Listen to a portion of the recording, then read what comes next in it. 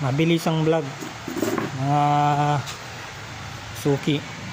Meron tayong Mega Pro Plus na 100 ms fuel. Bali dinala ito dito, pinakita na nila sa ibang gumagawa. Sabi wala daw power, ayaw daw mag switch. Tapos tinatingin na to sa technician itong power supply niya. Ang sira daw itong itong IC na ito. Ayan. So ngayon ito ang titignan natin. Nakasaksak na yan guys. Tignan natin kung ayaw talagang sumindi.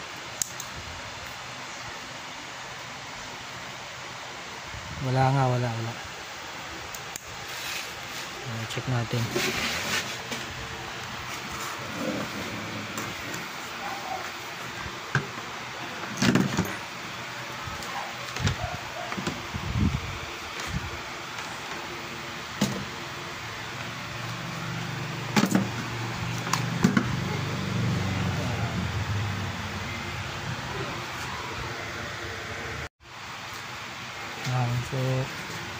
So check natin yung kanyang yung supply nito.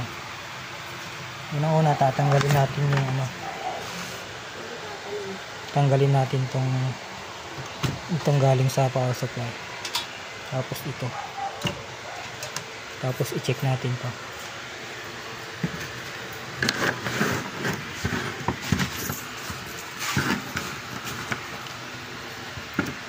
Ito yung niya, bali yan yung mga output niya.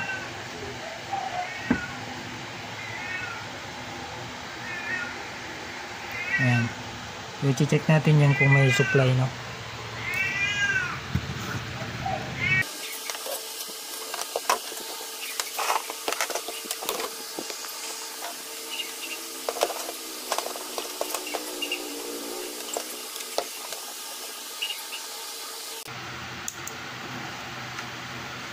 Check na natin ang total dito sa mga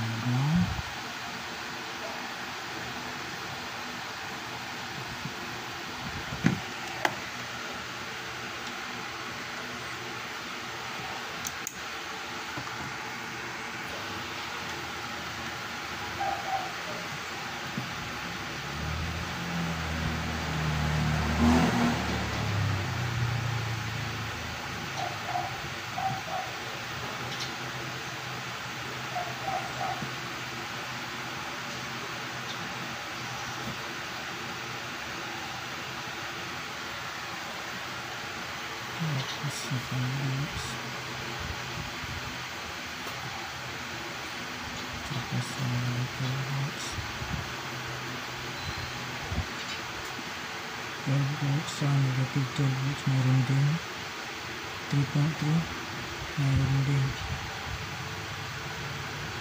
Kompleto naman yung supply guys. Kompleto yung supply ng kanyang power supply. So ibig sabihin hindi ito ang sira, good to. Dito tayo magpo-focus dito sa pinanggalingan ng power supply. So malamang dito sa mga transistor na nandito or yung mga diode. So check natin guys.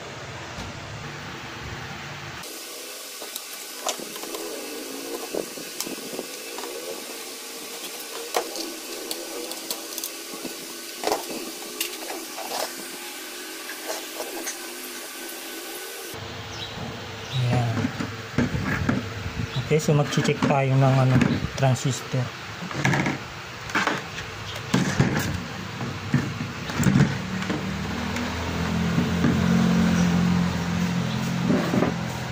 Itong parte na ito, check natin.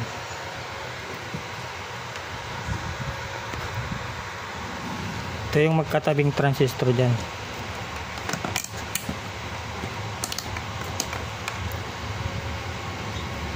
Okay, check natin yung una.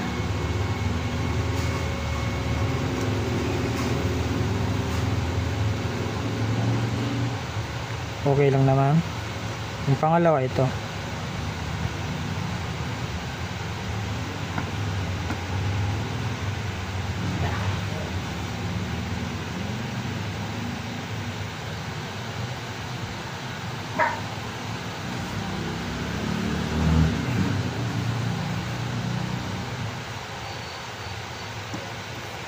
Mahirap, tanggalin na lang natin.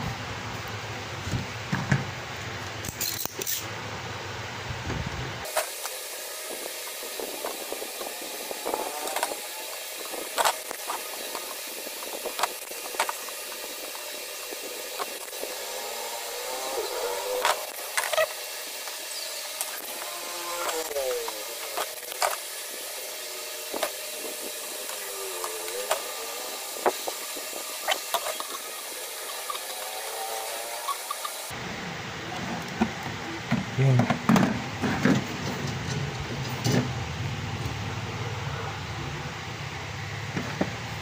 Okay, check natin.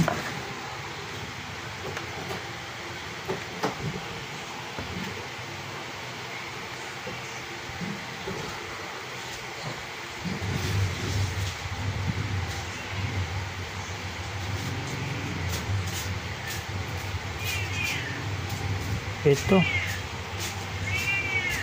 May tama na guys, oh. Ayan, may leak na yan. Oh. May leak siyang konti, oh. Ayan, oh. Break rin natin.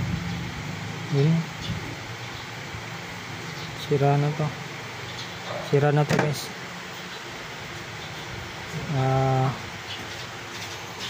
Tingnan natin. Kita nyo ba? Ano yung ano niyan? Labo. 8550.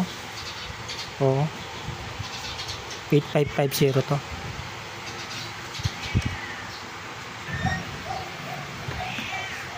Ito, meron tayong 8550. So, ayan, kabit na natin.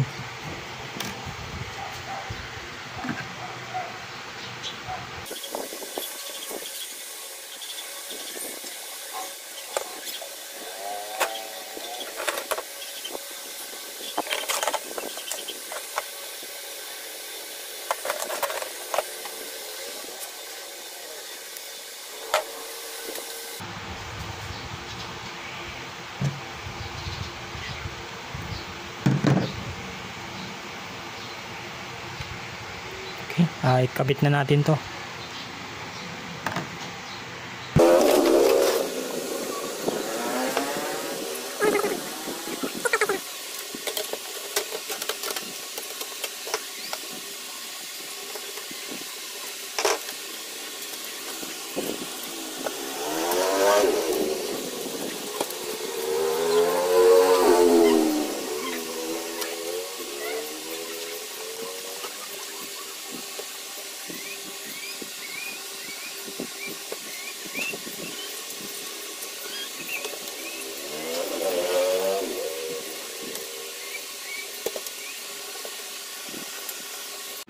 So ito na guys yung ano natin. Bali ito yung ating pinalitan. Yan, yan. Okay. Saksak na natin. Ay saksak, isindi pala. Yes, so ayun, no? Okay na, umikot na siya. May power na yan.